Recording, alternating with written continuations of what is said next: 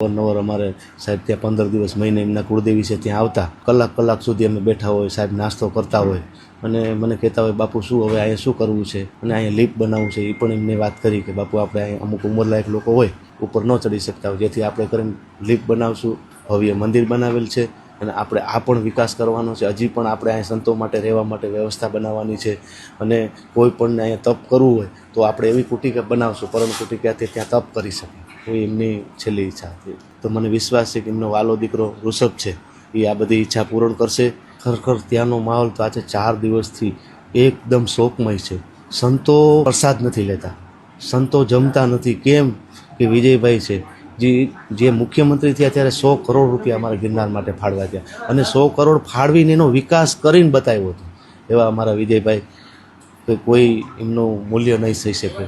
અને આવા સીએમ જે એકદમ દયાળુ હોય, જે નિરાધારને વ્યક્તિને જોવે કે કોઈ પણ પગે કંઈ અપંગ હોય એને જોવે તો તરત એની સહાય કરવાનું સામેથી જ કહેતા. પછી એક દીકરી હતી જે ઊભી નથી રહી શકતી, એને સાહેબ 10 મિનિટથી જોતા હતા. ત્યારે સાહેબે એના પીએને કીધું કે ભાઈ દીકરીને શું છે.